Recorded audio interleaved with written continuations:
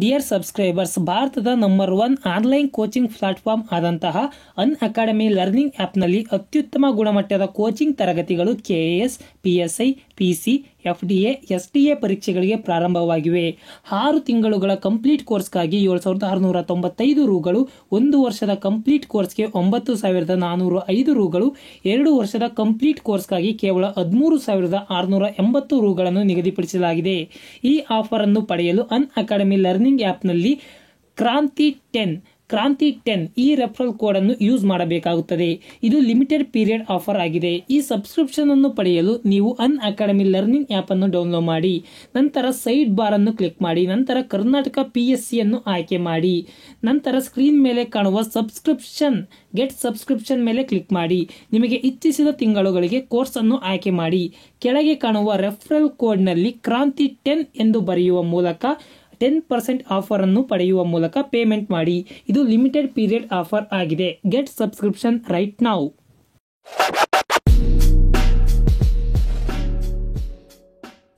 ಇದುವರೆಗೂ ನಮ್ಮ ಯೂಟ್ಯೂಬ್ ಚಾನಲ್ಗೆ ಸಬ್ಸ್ಕ್ರೈಬ್ ಆಗದಿದ್ದಲ್ಲಿ ಸಬ್ಸ್ಕ್ರೈಬ್ ಆಗಿ ಮತ್ತು ಪಕ್ಕದಲ್ಲಿರುವ ಬೆಲ್ ಐಕಾನ್ ಮೇಲೆ ಕ್ಲಿಕ್ ಮಾಡಿ.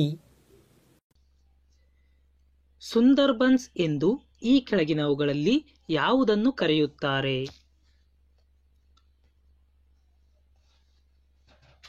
ಸುಂದರ್ಬನ್ಸ್ ಎಂದು ಮ್ಯಾಂಗ್ರೋವ್ ಅರಣ್ಯಗಳನ್ನು ಕರೆಯುತ್ತಾರೆ. ಉಪ ಉಷ್ಣವಲಯದ ಹೆಚ್ಚು ಒತ್ತಡ ಪ್ರದೇಶದಿಂದ ಸಮಭಾಜಕ ವೃತ್ತದ ಕಡಿಮೆ ಒತ್ತಡ ಪ್ರದೇಶದ ಕಡೆಗೆ ನಿರಂತರವಾಗಿ ಬೀಸುವ ಗಾಳಿಗಳನ್ನು ಏನೆಂದು ಕರೆಯಲಾಗುತ್ತದೆ?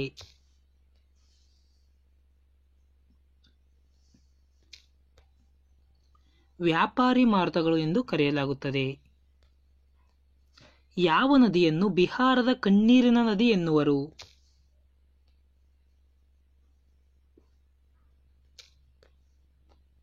ಕೋಸಿ ನದಿಯನ್ನು. ಹತ್ತಿ ಬೆಳೆಗೆ ಹೆಚ್ಚು ಉಪಯುಕ್ತವಾದ ಮಣ್ಣು ಯಾವುದು?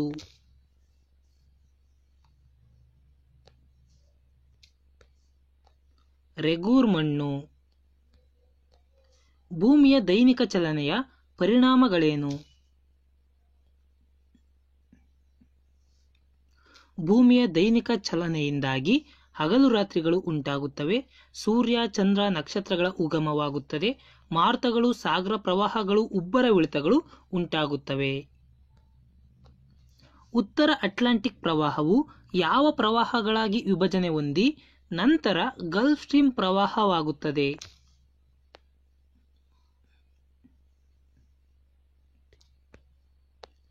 ಕೆರೇಬಿಯನ್ ಮತ್ತು ಬಹಾಮಾ ಪ್ರವಾಹಗಳಾಗಿ ವಿಭಜನೆ ಹೊಂದಿ ನಂತರ ಗಲ್ಫ್ ಸ್ಟ್ರೀಮ್ ಪ್ರವಾಹವಾಗುತ್ತದೆ. ಆಲ್ಫ್ರೆಡ್ ಮಾಸ್ಟಲ್ ರವರ ಪ್ರಕಾರ ಅರ್ಥಶಾಸ್ತ್ರ ಎಂದರೆ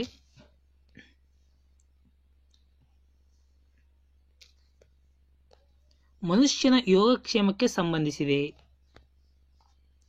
ಪೂಲವರಂ ಬಹು-ಉದ್ದೇಶಿತ ನೀರಾವರಿ ಯೋಜನೆ ಯಾವ ನದಿಗೆ ಸಂಬಂಧಿಸಿದೆ?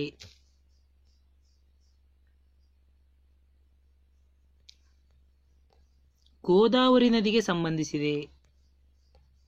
ಯಾವ ಜಿಲ್ಲೆಯನ್ನು ಭಾರತದ ಸಹಕಾರಿ ಚಳುವಳಿಯ ತೊಟ್ಟಿಲು ಎಂದು ಕರೆಯುವರು?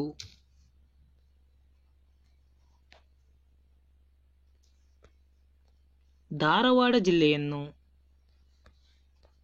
ಈ ಕೆಳಗಿನ ಯಾವುದು ಸರಿಯಾಗಿ ಹೊಂದಾಣಿಕೆಯಾಗಿಲ್ಲ?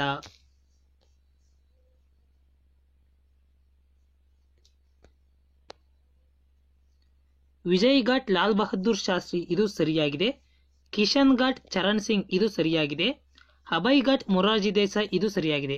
ಹಾಗಾದರೆ ಶಾಂತಿವನ ರವೀಂದ್ರನಾಥ್ ಟಾಗೂರ್ ಇದು ತಪ್ಪಾಗಿದೆ. ಹಾಗಾದರೆ ಶಾಂತಿವನ ಯಾರದ್ದು ಎಂದು ಕಮೆಂಟ್ ಬಾಕ್ಸ್ ನಲ್ಲಿ ತಿಳಿಸಿ. ಎಲಿಫೆಂಟಾ ಗುಹೆಗಳನ್ನು ಎಲ್ಲಿ ಕಾಣುತ್ತೇವೆ?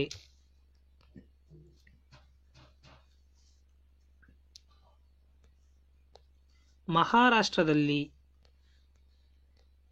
ಈ ಕೆಳಗಿನ ಯಾವ ರಾಷ್ಟ್ರೀಯ ಉದ್ಯಾನವನ ಉತ್ತರಾಖಂಡದಲ್ಲಿದೆ?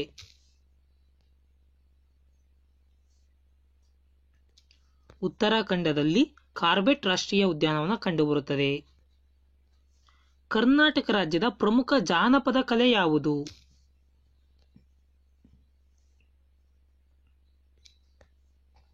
ಯಕ್ಷಗಾನ. ಕೂಕಿ ಬುಡಕಟ್ಟು ಜನಾಂಗದವರು ಯಾವ ರಾಜ್ಯಕ್ಕೆ ಸೇರಿದ್ದಾರೆ?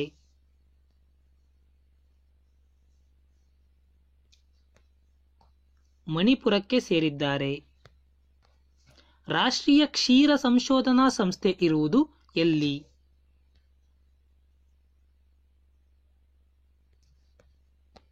ಹರಿಯಾಣದಲ್ಲಿ. 4 ತಂತಿ ಈ ಕೃತಿಯನ್ನು ರಚಿಸಿದವರು ಯಾರು?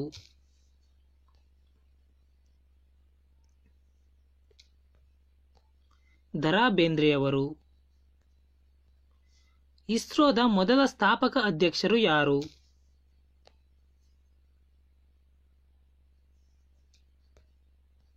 ಡಾಕ್ಟರ್ ವಿಕ್ರಮ್ ಸಾರಾಭಾಯಿ ಅವರು. ಆರ್.ಕೆ. ಲಕ್ಷ್ಮಣ್ ಒಬ್ಬ ಹೆಸರಾಂತ ಡ್ಯಾಶ್.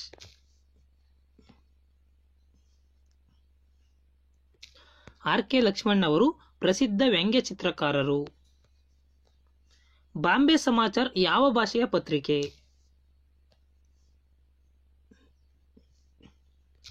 ಬಾಂಬೆ ಸಮಾಚಾರ್ ಗುಜರಾತಿ ಭಾಷೆಯ ಪತ್ರಿಕೆ. ಶಾಹಿದ್ ಇ ಅಜ್ಜಾಂ ಎಂದು ಯಾರನ್ನು ಕರೆಯುತ್ತಿದ್ದರು?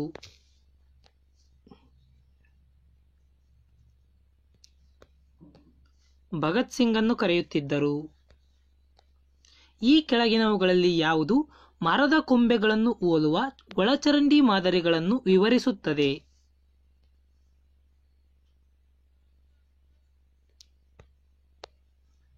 ಟ್ರೆಲ್ಲಿಸ್. ಈ ಕೆಳಗಿನ ಯಾವ ರಾಜ್ಯಗಳಲ್ಲಿ ಊಲಾರ್ ಸರೋವರವಿದೆ?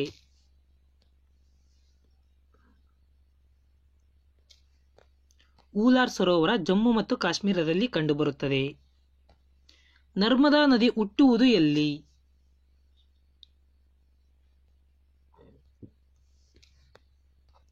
ಅಮರಕಂಟಕ. ಈ ಕೆಳಗಿನ ಯಾವ ಸರೋವರ ಉಪ್ಪು ನೀರಿನ ಸರೋವರವಾಗಿದೆ?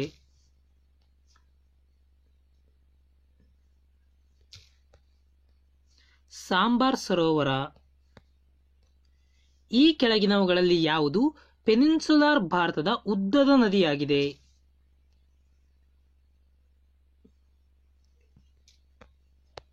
ಗೋದಾವರಿ. ಕೆಳಗಿನ ನದಿಗಳಲ್ಲಿ ಯಾವುದು ಬಿರುಕು ಕಣಿವೆ ರಿಫ್ಟ್ ವ್ಯಾಲಿಯ ಮೂಲಕ ಹರಿಯುತ್ತದೆ?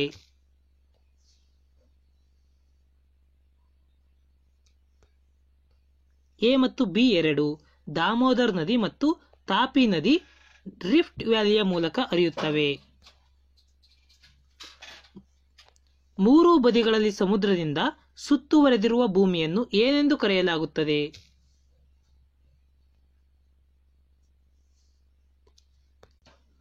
ಮಯನ್ಮಾರ್ನೊಂದಿಗೆ ತನ್ನ ಗಡಿಯನ್ನು ಹೊಂದಿರುವ ಭಾರತದ ಪೂರ್ವ ಭಾಗದಲ್ಲಿರುವ ಪರ್ವತ ಶ್ರೇಣಿಗಳನ್ನು ಒಟ್ಟಾಗಿ ಏನೆಂದು ಕರೆಯಲಾಗುತ್ತದೆ?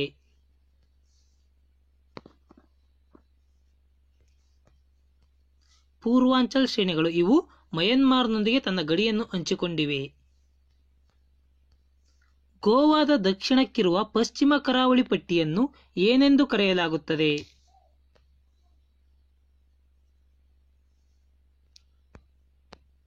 ಕನ್ನಡ್ ಎಂದು ಕರೆಯಲಾಗುತ್ತದೆ. ಪೂರ್ವ ಘಟ್ಟದ ಅತಿ ಎತ್ತರವಾದ ಶಿಖರ ಯಾವುದು?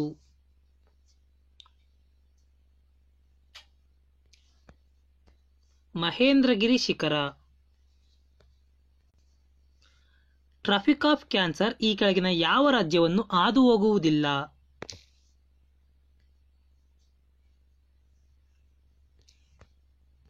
ಒಡಿಶಾವನ್ನು ಹಾದು ಹೋಗುವುದಿಲ್ಲ. ರಾಜಸ್ಥಾನ, ಛತ್ತೀಸ್ಗಢ, ತ್ರಿಪುರ ಈ 3 ರಾಜ್ಯಗಳನ್ನು ಟ್ರಾಫಿಕ್ ಆಫ್ ಕ್ಯಾನ್ಸರ್ ಹಾದು ಹೋಗುತ್ತದೆ. ಭಾರತದ ಪೂರ್ವ ತುದಿಯ ರೇಖಾಂಶ ಯಾವುದು?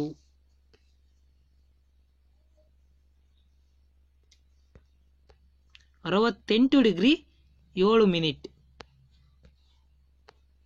ಈ ಕೆಳಗಿನ ಯಾವ ದೇಶವು ಭಾರತೀಯ ರಾಜ್ಯವಾದ ಉತ್ತರಾಖಂಡ, ಉತ್ತರ ಪ್ರದೇಶ, ಬಿಹಾರ, ಪಶ್ಚಿಮ ಬಂಗಾಳ ಮತ್ತು ಸಿಕ್ಕಿಂನೊಂದಿಗೆ ಸಾಮಾನ್ಯ ಗಡಿಯನ್ನು ಹೊಂದಿದೆ?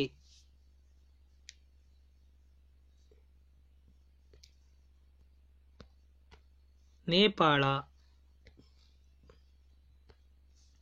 ನೀವು ಬೇಸಿಗೆ ರಜೆಗಾಗಿ ಸೂಕ್ತವಾಗಿರುವ ಕವರಟ್ಟಿಯನ್ನು ಭೇಟಿ ನೀಡಲು ಆರಿಸಿದರೆ ಈ ಕೆಳಗಿನ ಯಾವ ಕೇಂದ್ರಾಡಳಿತ ಪ್ರದೇಶಕ್ಕೆ ಭೇಟಿ ನೀಡಬೇಕಾಗುತ್ತದೆ? ಸಿಂಪಲ್ ಆಗಿ ಕಾವರಟ್ಟಿ ಯಾವ ಕೇಂದ್ರಾಡಳಿತ ಪ್ರದೇಶದಲ್ಲಿ ಕಂಡುಬರುತ್ತದೆ?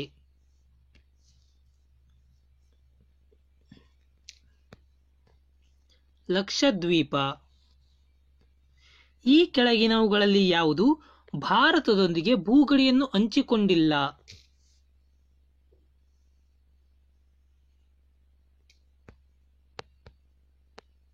ತಜಿಕಿಸ್ತಾನ, ಭೂತಾನ್, ಬಾಂಗ್ಲಾದೇಶ, ನೇಪಾಳ ಈ ಮೂರು ಕೂಡ ಭಾರತದೊಂದಿಗೆ ಭೂಗಡಿಯನ್ನು ಹಂಚಿಕೊಂಡಿವೆ. ಟೋಟಲ್ 7 ದೇಶಗಳು ಭಾರತದೊಂದಿಗೆ ಭೂಗಡಿಯನ್ನು ಹಂಚಿಕೊಂಡಿವೆ. ಈ ಕೆಳಗಿನವುಗಳಲ್ಲಿ ಯಾವುದು ದಕ್ಷಿಣದ ಅಂಚಿನ ಹಿಮಾಲಯ ಎಂದು ಕರೆಯಲ್ಪಡುತ್ತದೆ?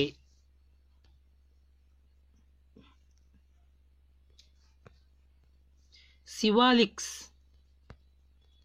ಸಹ್ಯಾದ್ರಿಯ ಇನ್ನೊಂದು ಹೆಸರು ಯಾವುದು?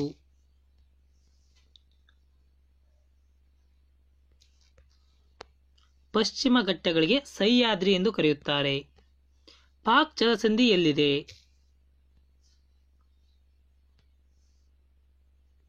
ಪಾಕ್ ಜಲಸಂಧಿ ಭಾರತ ಮತ್ತು ಶ್ರೀಲಂಕಾ ಮಧ್ಯೆ ಇದೆ. ಅರೇಬಿಯನ್ ಸಮುದ್ರದಲ್ಲಿನ ಭಾರತೀಯ ದ್ವೀಪಗಳ ಜನಪ್ರಿಯ ಹೆಸರು ಈ ಕೆಳಗಿನವುಗಳಲ್ಲಿ ಯಾವುದು?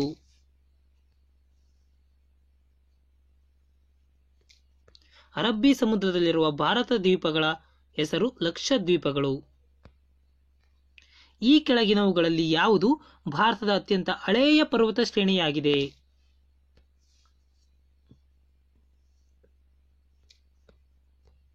ಅರಾವಳಿ ಪರ್ವತಗಳು. ಈ ಕೆಳಗಿನವುಗಳಲ್ಲಿ ಯಾವುದು ಭೂಮಿಯ ವೈಜ್ಞಾನಿಕ ರಚನೆಯ ಯುಗವಲ್ಲ?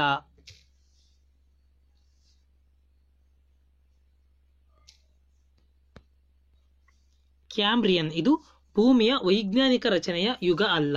ಇನ್ನು ಅಜೋಯಿಕ್ ಯುಗ, ನಿರ್ಜೀವ ಯುಗ, ಪ್ಯಾಲಿಯೋಜೋಯಿಕ್ ಯುಗ, ಮೆಸೋಜೋಯಿಕ್ ಯುಗ ಇವು ಮೂರೂ ಕೂಡ ಭೂಮಿಯ ವೈಜ್ಞಾನಿಕ ರಚನೆಯ ಯುಗಗಳಾಗಿವೆ. ಈ ಕೆಳಗಿನವುಗಳಲ್ಲಿ ಭೂಖಂಡದ ಕಪಾಟಿ ಕಾಂಟಿನೆಂಟಲ್ ಶೆಲ್ಫ್ ಇದರ ಮೂಲದ ಯುಗ ಯಾವುದು?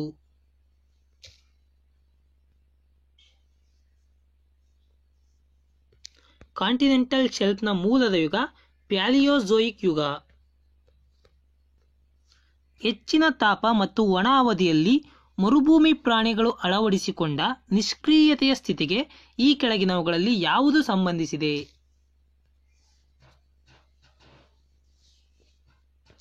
ಮರುಭೂಮಿ ಪ್ರಾಣಿಗಳು ಅಳವಡಿಸಿಕೊಂಡಿರುವ ನಿಷ್ಕ್ರಿಯತೆಗೆ ಎಸ್ಟಿವೇಷನ್ ಎಂದು ಕರೆಯುತ್ತಾರೆ. ಜೈವಿಕ ಸಂಪನ್ಮೂಲಗಳು ಮತ್ತು ಅಜೈವಿಕ ಸಂಪನ್ಮೂಲಗಳ ಬಗ್ಗೆ ಈ ಕೆಳಗಿನ ಯಾವ ಹೇಳಿಕೆ ಸರಿಯಾಗಿದೆ?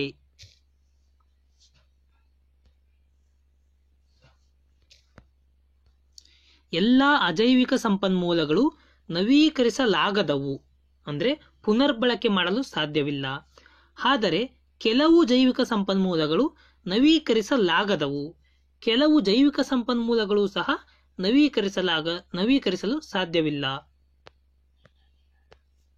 ಅಳಿವಿನಂಚಿನಲ್ಲಿರುವ ರಿಡ್ಲೆ ಆಮೆಗಳಿಗೆ ಈ ಕೆಳಗಿನ ಯಾವ ಪ್ರದೇಶ ಪ್ರಸಿದ್ಧವಾಗಿದೆ?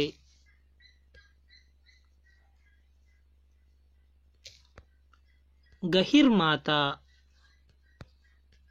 ಈ ಕೆಳಗಿನವುಗಳಲ್ಲಿ ಯಾವುದು ಭಾರತದಲ್ಲಿ ರ್ಯಾಲಿ ಫಾರ್ ವ್ಯಾಲಿ ಕಾರ್ಯಕ್ರಮದ ಮುಖ್ಯಾಂಶಗಳಾಗಿವೆ?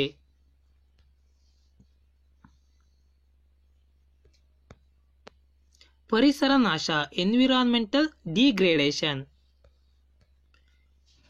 ಎಲ್ ನಿನೋ ಸದರ್ನ್ ಆಂದೋಲನ ಮತ್ತು ಅದರ ಮುನ್ಸೂಚನೆಯ ಮೇಲೆ ಕೇಂದ್ರೀಕರಿಸಿದ ಮೊದಲ ಸಂಶೋಧನಾ ಯೋಜನಾ ಕಾರ್ಯಕ್ರಮ ಈ ಕೆಳಗಿನವುಗಳಲ್ಲಿ ಯಾವುದು? ಯಾವುದರ ಮೇಲೆ?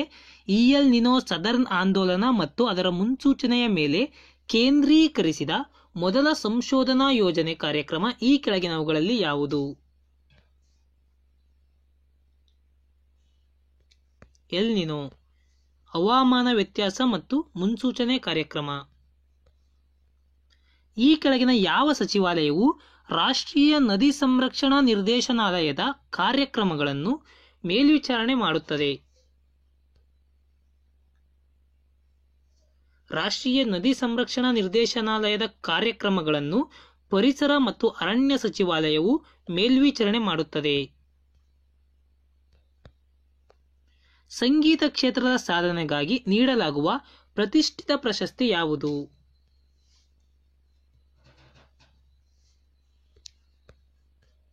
ಗ್ರಾಮಿ ಪ್ರಶಸ್ತಿ. ಈ ಕೆಳಗಿನ ಯಾವ ಆಮ್ಲ ಸಂದುಗಳಲ್ಲಿ ಶೇಖರಣೆಗೊಳ್ಳುವುದರಿಂದ ಸಂಧಿವಾತ ಅಥವಾ ಗೌಟ್ ಕಾಯಿಲೆ ಬರುತ್ತದೆ?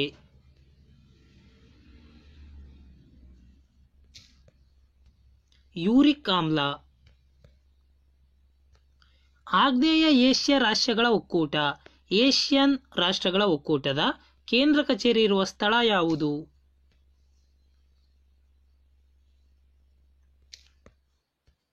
ಜಕಾರ್ತಾ. ಭಾರತದ ರಾಜಧಾನಿಗಳನ್ನು ಕೋಲ್ಕತ್ತಾದಿಂದ ದೆಹಲಿಗೆ ವರ್ಗಾಯಿಸಿದ ಸಂದರ್ಭದಲ್ಲಿ ಗವರ್ನರ್ ಜನರಲ್ ಆಗಿದ್ದವರು ಯಾರು? ಭಾರತದ ರಾಜಧಾನಿಯನ್ನು ಕೋಲ್ಕತ್ತಾದಿಂದ ದೆಹಲಿಗೆ ವರ್ಗಾಯಿಸಿದ ಸಂದರ್ಭದಲ್ಲಿ ಲಾರ್ಡ್ ಆರ್ಡಿಂಜ್ ಅವರು ಗವರ್ನರ್ ಜನರಲ್ ಆಗಿದ್ದರು. ಕಲ್ಲಿದ್ದಲು ಈ ಕೆಳಗಿನ ಯಾವ ಶಿಲೆಗಳಲ್ಲಿ ದೊರೆಯುತ್ತದೆ? ನಮಗೆ ಕಲ್ಲಿದ್ದಲು ದೊರೆಯುವುದು ಪದರು ಶಿಲೆಗಳಿಂದ. ಒಂದು ವಸ್ತುವಿನ ರಾಶಿ ಮತ್ತು ವೇಗದ ಗುಣಲಬ್ಧವನ್ನು ಏನೆಂದು ಕರೆಯುತ್ತಾರೆ?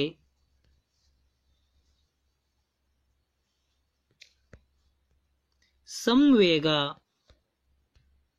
ವ್ಯಕ್ತಿಯೊಬ್ಬನು ಈಜುತ್ತಿರುವಾಗ ನೀರನ್ನು ಹಿಂದಕ್ಕೆ ತಳ್ಳುತ್ತಾನೆ. ಅದೇ ಸಮಯದಲ್ಲಿ ನೀರು ಸಮ ಪ್ರತಿಕ್ರಿಯೆಯನ್ನು ವಿರುದ್ಧ ದಿಕ್ಕಿನಲ್ಲಿ ಪ್ರಯೋಗಿಸುವುದರಿಂದ ವ್ಯಕ್ತಿಯು ಮುಂದೆ ಸಾಗುತ್ತಾನೆ. ಇದು ಈ ಕೆಳಕಂಡ ಯಾವ ನಿಯಮವನ್ನು ಆಧರಿಸಿದೆ?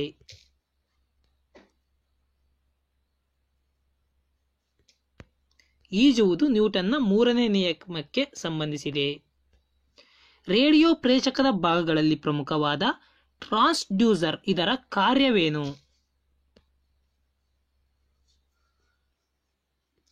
ಟ್ರಾನ್ಸ್ಡ್ಯೂಸರ್ನ ಕಾರ್ಯ ಶಬ್ದ ತರಂಗಗಳನ್ನು ಶ್ರವಣ ಸಂಕೇತಗಳನ್ನಾಗಿ ಮಾರ್ಪಡಿಸುವುದು.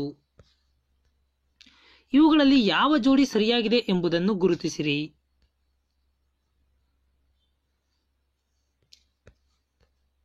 ಮೇಲಿನ ಎಲ್ಲವೂ ಸರಿಯಾಗಿವೆ. ಬಲದ SI ಏಕಮಾನ ನ್ಯೂಟನ್, ಸಾಮರ್ಥ್ಯದ SI ಏಕಮಾನ ವ್ಯಾಟ್, ಆವೃತ್ತಿಯ SI ಏಕಮಾನ ಹರ್ಟ್ಜ್. ವಿದ್ಯುತ್ ಒಲೆ, ವಿದ್ಯುತ್ ಇಸ್ತ್ರಿಪೆಟ್ಟಿಗೆ ಮುಂತಾದ ಉಪಕರಣಗಳಲ್ಲಿ ಬಳಸಲಾದ ವಿದ್ಯುತ್ ತಂತಿಯ ಸುರುಳಿಯು ಸಾಮಾನ್ಯವಾಗಿ ಡ್ಯಾಶ್ ಹೊಂದಿರುತ್ತದೆ. ವಿದ್ಯುತ್ ತಂತಿಯ ಸುರುಳಿಯು ಹೆಚ್ಚು ಪ್ರತಿರೋಧವನ್ನು ಹೊಂದಿರುತ್ತದೆ. ಮೂಳೆಗಳ ಸ್ಥಾನಪಲ್ಲಟ, ಉಳುಕಿನ ಚಿಕಿತ್ಸೆ, ವೈದ್ಯಕೀಯ ಚಿಕಿತ್ಸೆಯಲ್ಲಿ ಈ ಕೆಳಗಿನ ಯಾವ ವಿಕಿರಣವನ್ನು ಬಳಸುತ್ತಾರೆ?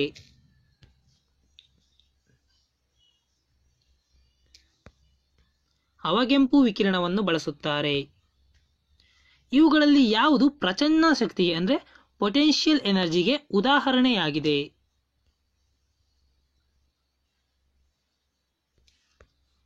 ಡ್ಯಾಮ್ನಲ್ಲಿ ಸಂಗ್ರಹಿಸಿಟ್ಟ ನೀರು. ಡ್ಯಾಮ್ನಲ್ಲಿ ಸಂಗ್ರಹಿಸಿಟ್ಟ ನೀರು ಪ್ರಚಂಡ ಶಕ್ತಿಯ ಉದಾಹರಣೆ. ಸಂಗ್ರಹಿಸಿಟ್ಟಿರುವುದರಿಂದ ಇಲ್ಲಿ ಪ್ರಚಂಡ ಶಕ್ತಿ ಹೆಚ್ಚಾಗಿರುತ್ತದೆ. ತೂಕವುಳ್ಳ ಯಾವುದೇ ಕಾಯದ ಕೆಳಮುಖ ಚಲನೆಯು ಅದರ ಗಾತ್ರಕ್ಕೆ ಅನುಪಾತೀಯವಾಗಿರುತ್ತದೆ ಎಂದು ಈ ಕೆಳಗಿನ ಯಾರು ಪ್ರತಿಪಾದಿಸಿದ್ದಾರೆ?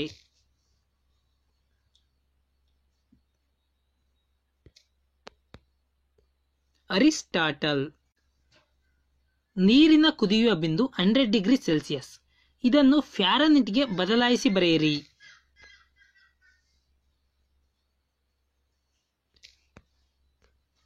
212 ಡಿಗ್ರಿ ಫ್ಯಾರನ್ಹೀಟ್. ಡಿಗ್ರಿ ಸೆಲ್ಸಿಯನ್ನು ಡಿಗ್ರಿ ಫ್ಯಾರನ್ಹೀಟ್ಗೆ ಬದಲಾಯಿಸಬೇಕಂದ್ರೆ ಇಲ್ಲಿ ಎಷ್ಟು ಡಿಗ್ರಿ ಸೆಲ್ಸಿಯಸ್ ಕೊಟ್ಟಿರೋದೋ ಅಷ್ಟು ಇಲ್ಲಿ ಹಾಕಬೇಕು. ಇಂಟು 9/5 ಮಾಡಬೇಕು. ಪ್ಲಸ್ 32 ಮಾಡಿದರೆ ನಮಗೆ ಡಿಗ್ರಿ ಫ್ಯಾರನ್ಹೀಟಲ್ಲಿ ಆನ್ಸರ್ ಬರುತ್ತೆ. ಮಂಜುಗಡ್ಡೆಯ ಮೇಲೆ ಮರದ ಒಟ್ಟನ್ನು ಹರಡಲು ಪ್ರಮುಖ ಕಾರಣವೇನು? ಮಂಜುಗಡ್ಡೆಯ ಮೇಲೆ ಮರದ ಒಟ್ಟನ್ನು ಹರಡುವುದರಿಂದ ಮರದ ಒಟ್ಟು ಉಷ್ಣ ಅವಾಹಕವಾಗಿರುವುದರಿಂದ ಬೇಗ ಮಂಜುಗಡ್ಡೆ ಕರಗುವುದನ್ನು ತಪ್ಪಿಸುತ್ತದೆ. ಲೋಹಗಳ ಪ್ರಮುಖವಾದ ಗುಣಲಕ್ಷಣವೇನು? ಲೋಹಗಳ ಗುಣಲಕ್ಷಣ ಲೋಹಗಳು ಪತ್ರಶೀಲತ್ವ ಮತ್ತು ತಂತುಶೀಲತ್ವ ಗುಣವನ್ನು ಹೊಂದಿರುತ್ತವೆ. ಬಟ್ಟೆ ತೊಳೆಯುವ ಸಾಬೂನಿನ ತಯಾರಿಕೆಯಲ್ಲಿ ಈ ಕೆಳಗಿನ ಯಾವುದನ್ನು ಬಳಸುತ್ತಾರೆ?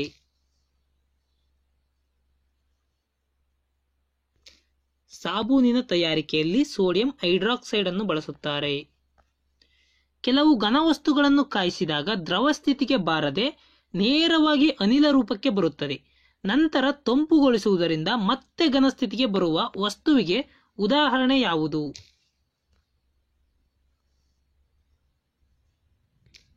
ಉದಾಹರಣೆ ಕರ್ಪೂರ. ಯಾಕೆಂದ್ರೆ ಇದು ದ್ರವ ಸ್ಥಿತಿಗೆ ಬರುವುದಿಲ್ಲ, ಘನದಿಂದ ಡೈರೆಕ್ಟ್ ಆಗಿ ಅನಿಲ, ಮತ್ತೆ ಅನಿಲದಿಂದ ಸಂಕುಚಿತಗೊಳಿಸಿ ಡೈರೆಕ್ಟ್ ಆಗಿ ಘನಕ್ಕೆ ಬರುತ್ತದೆ. ಜೀವಕೋಶದ ಕಣದಂಗಗಳು ಮತ್ತು ಅವುಗಳ ಸಂಶೋಧಕರಿಗೆ ಸಂಬಂಧಿಸಿದಂತೆ ಯಾವ ಜೋಡಿ ತಪ್ಪಾಗಿದೆ ಎಂಬುದನ್ನು ಗುರುತಿಸಿರಿ.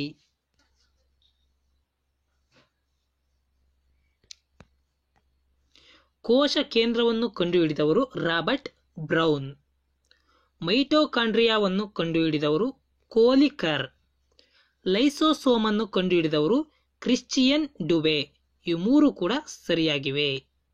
ಹಾಗಾದರೆ ಗಾಲ್ಗಿ ಸಂಕೀರ್ಣವನ್ನು ಕಂಡುಹಿಡಿದವರು ಯಾರು ಎಂದು ಕಮೆಂಟ್ ಬಾಕ್ಸ್ನಲ್ಲಿ ತಿಳಿಸಿ.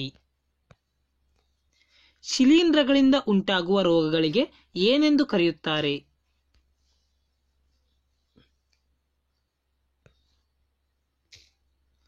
ಮೈಕೋಸಿಸ್ ಎಂದು ಕರೆಯುತ್ತಾರೆ. ಉತ್ತರ ಮೇರೂರು ಶಾಸನವನ್ನು ಹೊರಡಿಸಿದ ಚೋಳ ಅರಸ ಯಾರು?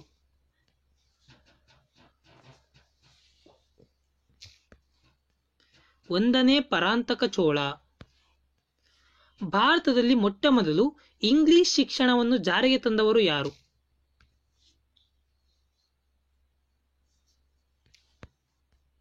Lord William Bentinck. ಮೂರನೇ ಆಂಗ್ಲೋ ಮೈಸೂರು ಯುದ್ಧದ ಸಂದರ್ಭದಲ್ಲಿ ಭಾರತದ ಗವರ್ನರ್ ಜನರಲ್ ಆಗಿದ್ದವರು ಯಾರು?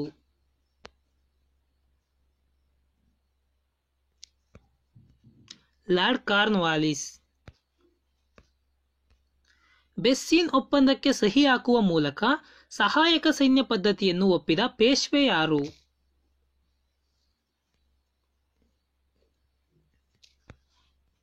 ಒಂದನೇ ಬಾಜಿರಾವ್. ಈ ಕೆಳಗಿನ ಯಾವ ರೇಖಾಂಶ ಭಾರತದ ಮಧ್ಯದಲ್ಲಿ ಹಾದು ಹೋಗುತ್ತದೆ?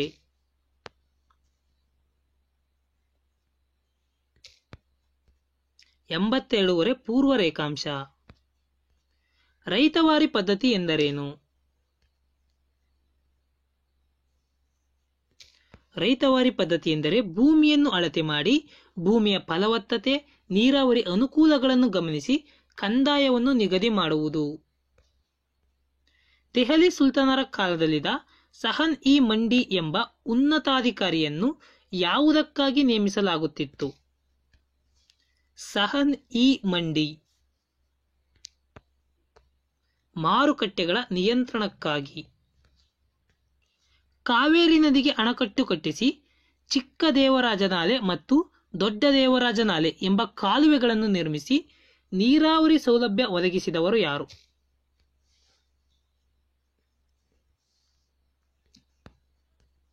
ಚಿಕ್ಕ ದೇವರಾಜ ಒಡೆಯರು. ಮಹಮ್ಮದ್ ಬಿನ್ ತುಘಲಕ್ ಜಾರಿಗೆ ತಂದ ದಿನಾರ್ ಎಂಬ ನಾಣ್ಯವು ಈ ಲೋಹದಿಂದ ಮಾಡಲ್ಪಟ್ಟಿದೆ. ದಿನಾರ್ ಅನ್ನು ಮಹಮ್ಮದ್ ಬಿನ್ ತುಘಲಕ್ ಜಾರಿಗೆ ತಂದನು. ಇದು ಬಂಗಾರದಿಂದ ಮಾಡಲ್ಪಟ್ಟಿದೆ. ಬೇಲೂರಿನ ಚೆನ್ನಕೇಶವ ದೇವಾಲಯವನ್ನು ನಿರ್ಮಿಸಿದವರು ಯಾರು?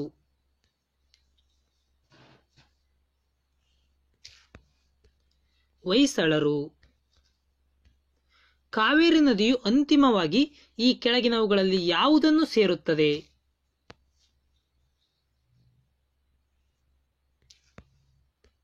ಬಂಗಾಳ ಕೊಲ್ಲಿಯನ್ನು ಸೇರುತ್ತದೆ. ಈ ಕೆಳಕಂಡ ಯಾವ ಅರಣ್ಯವನ್ನು ಸುಂದರ್ಬನ್ಸ್ ಎಂದು ಕರೆಯುತ್ತಾರೆ?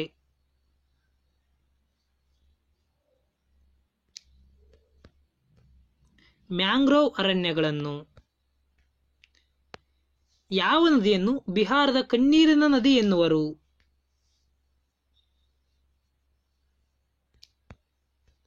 ಕೋಸಿ ನದಿಯನ್ನು. ಕೆಳಗೆ ಕೊಟ್ಟಿರುವ ಗಿರಿಧಾಮಗಳು ಮತ್ತು ಅವುಗಳಿರುವ ರಾಜ್ಯಗಳಿಗೆ ಸಂಬಂಧಿಸಿದಂತೆ ಯಾವ ಜೋಡಿ ತಪ್ಪಾಗಿದೆ ಎಂಬುದನ್ನು ಗುರುತಿಸಿರಿ.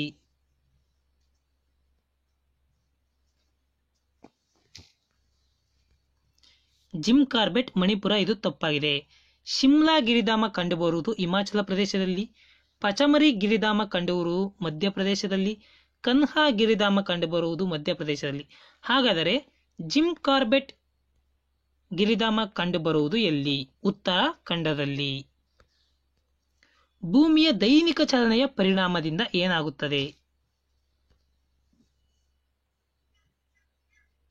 ಭೂಮಿಯ ದೈನಂದಿನ ಚಲನೆಯಿಂದ ಹಗಲು ರಾತ್ರಿಗಳು ಉಂಟಾಗುತ್ತವೆ. ಸೂರ್ಯ, ಚಂದ್ರ, ನಕ್ಷತ್ರಗಳು ಉಗಮವಾಗುತ್ತವೆ. ಮಾರುತಗಳು, ಸಾಗರ ಪ್ರವಾಹಗಳು, ಉಬ್ಬರವಿಳಿತಗಳು ಉಂಟಾಗುತ್ತವೆ. ಕುತುಬ್ ಮಿನಾರ್ ಅನ್ನು ಯಾವ ಸೂಫಿ ಸಂತನ ಹೆಸರಿನಿಂದ ಕರೆಯಲಾಗಿದೆ?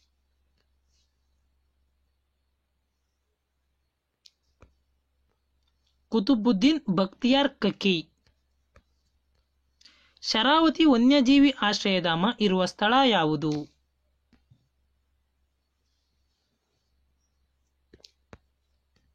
ಶಿವಮೊಗ್ಗ.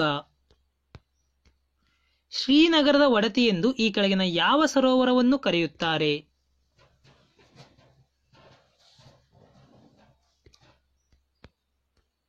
ದಾಲ್ ಸರೋವರವನ್ನು. ಭೂಕವಚ ಮತ್ತು ಮ್ಯಾಂಟಲ್ಗಳನ್ನು ಸಂಧಿಸುವ ವಲಯವನ್ನು ಏನೆಂದು ಕರೆಯುತ್ತಾರೆ?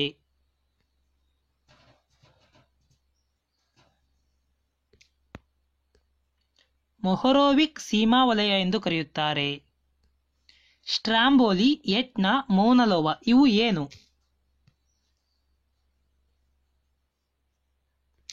ಇವೆಲ್ಲವೂ ಕೂಡ ಜಾಗೃತ ಜ್ವಾಲಾಮುಖಿಗಳು. ಗರಿಷ್ಠ ಶೇಕಡ ಪ್ರಮಾಣದ ಇಂಗಾಲವನ್ನು ಹೊಂದಿರುವ ಕಲ್ಲಿದ್ದಲು ಯಾವುದು?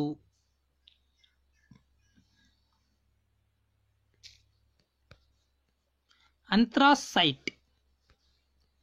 ಉಪರಾಷ್ಟ್ರಪತಿಯನ್ನು ತೆಗೆದುಹಾಕುವ ನಿರ್ಣಯ ಪ್ರಸ್ತಾಪವಾಗುವುದು ಎಲ್ಲಿ?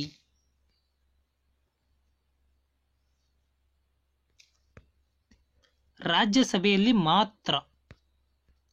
ಈ ಕೆಳಗೆ ಕೊಟ್ಟಿರುವ ಕಾಯ್ದೆಗಳು ಮತ್ತು ಅವುಗಳು ಜಾರಿಗೆ ಬಂದ ವರ್ಷಗಳ ಜೋಡಿಯಲ್ಲಿ ಯಾವ ಜೋಡಿ ತಪ್ಪಾಗಿದೆ ಎಂಬುದನ್ನು ಗುರುತಿಸಿರಿ.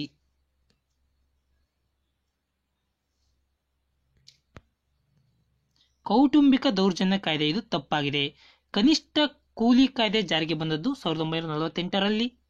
ಮಾನವ ಹಕ್ಕುಗಳ ರಕ್ಷಣಾ ಕಾಯ್ದೆ ಜಾರಿಗೆ ಬಂದದ್ದು 1993ರಲ್ಲಿ. ಜೀತ ಪದ್ಧತಿ ನಿರ್ಮೂಲನಾ ಕಾಯ್ದೆ ಜಾರಿಗೆ ಬಂದದ್ದು 1976ರಲ್ಲಿ. ಹಾಗಾದರೆ ಕೌಟುಂಬಿಕ ದೌರ್ಜನ್ಯ ಕಾಯ್ದೆ ಯಾವಾಗ ಜಾರಿಗೆ ಬಂದಿತು ಎಂದು ಕಮೆಂಟ್ ಬಾಕ್ಸ್ನಲ್ಲಿ ತಿಳಿಸಿ. ಭಾರತ ಸಂವಿಧಾನವನ್ನು ರಚಿಸಲು ಸಂವಿಧಾನ ರಚನಾ ಸಭೆಯನ್ನು ರಚಿಸಬೇಕೆಂದು ಒತ್ತಾಯವನ್ನು ಬ್ರಿಟಿಷ್ ಸರ್ಕಾರದ ಮೇಲೆ ಮೊಟ್ಟ ಮೊದಲ ಬಾರಿಗೆ ಹಾಕಿದವರು ಯಾರು?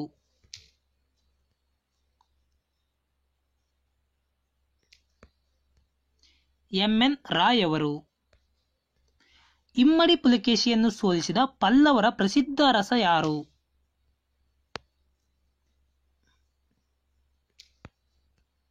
ನರಸಿಂಹವರ್ಮ. ರಂಗರಾಜನ್ ವರದಿ ಈ ಕೆಳಗಿನ ಯಾವ ವಿಷಯದ ಕುರಿತು ರಚನೆಯಾಗಿದೆ?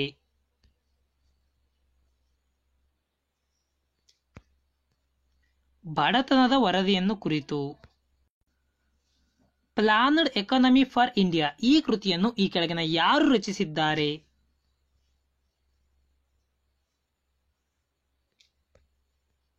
Sir M Visvesvaraya. ಈ ಕೆಳಗಿನವುಗಳಲ್ಲಿ ಯಾವ ಜೋಡಿ ತಪ್ಪಾಗಿದೆ?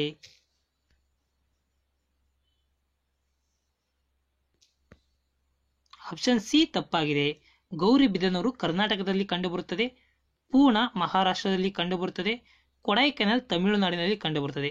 ಹಾಗಾದರೆ ಕೊಲಬಾ ಯಾವ ರಾಜ್ಯದಲ್ಲಿ ಕಂಡುಬರುತ್ತದೆ ಎಂದು ಕಮೆಂಟ್ ಬಾಕ್ಸ್ನಲ್ಲಿ ತಿಳಿಸಿ. ಈ ಕೆಳಗಿನವುಗಳಲ್ಲಿ ಯಾರು ಜನಸಂಖ್ಯಾ ಮತ್ತು ಸಾರ್ವಜನಿಕ ಆರೋಗ್ಯ ಸಂಸದೀಯ ವೇದಿಕೆಯ ಪದನಿಮಿತ್ತ ಅಧ್ಯಕ್ಷರಾಗಿರುತ್ತಾರೆ? ಜನಸಂಖ್ಯಾ ಮತ್ತು ಸಾರ್ವಜನಿಕ ಆರೋಗ್ಯ ಸಂಸದೀಯ ವೇದಿಕೆಯ ಪದನಿಮಿತ್ತ ಅಧ್ಯಕ್ಷರು ಉಪರಾಷ್ಟ್ರಪತಿಗಳಾಗಿರುತ್ತಾರೆ.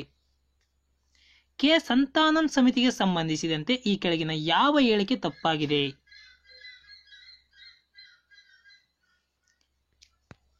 ಆಪ್ಷನ್ ಸಿ ತಪ್ಪಾಗಿದೆ. ಇನ್ನು ಕೆ ಸಂತಾನಂ ಸಮಿತಿಯ ಶಿಫಾರಸುಗಳು ಜನರಿಗೆ ಹೊರೆಯಾಗದ ರೀತಿಯಲ್ಲಿ ತೆರಿಗೆಯನ್ನು ಸಂಗ್ರಹಿಸಬೇಕು ಎಂಬುದು, ರಾಜ್ಯ ಮಟ್ಟದ ಅನುದಾನವನ್ನು ಪಂಚಾಯತ್ ಸಂಸ್ಥೆಗಳಿಗೆ ವರ್ಗಾಯಿಸಬೇಕು ಎಂಬುದು, ಪಂಚಾಯತ್ ರಾಜ್ ಫೈನಾನ್ಸ್ ಕಾರ್ಪೊರೇಷನ್ ಸ್ಥಾಪನೆಗೆ ಶಿಫಾರಸನ್ನು ಮಾಡಿತು ಈ ಕೆ ಸಂತಾನಂ ಸಮಿತಿ. ಭಾರತದ ರಾಷ್ಟ್ರಪತಿಯು ಲೋಕಸಭೆಯನ್ನು ಯಾರ ಸಲಹೆಯ ಮೇರೆಗೆ ವಿಸರ್ಜಿಸಬಹುದು?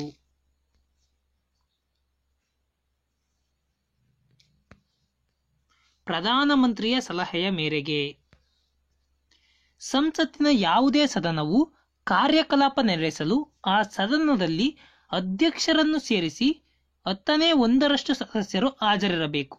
ಹಾಗಾದರೆ ರಾಜ್ಯಸಭೆಯಲ್ಲಿ ಕನಿಷ್ಠ ಎಷ್ಟು ಜನ ಸದಸ್ಯರು ಹಾಜರಿದ್ದರೆ ಕೋರಂ ಇದೆ ಎಂದರ್ಥ. ಅಂದರೆ ರಾಜ್ಯಸಭೆಯಲ್ಲಿ ಕನಿಷ್ಠ ಎಷ್ಟು ಜನರು ಹಾಜರಿದ್ದರೆ 1/10 ಜನ ಇದ್ದಾರೆ ಎಂದರ್ಥ.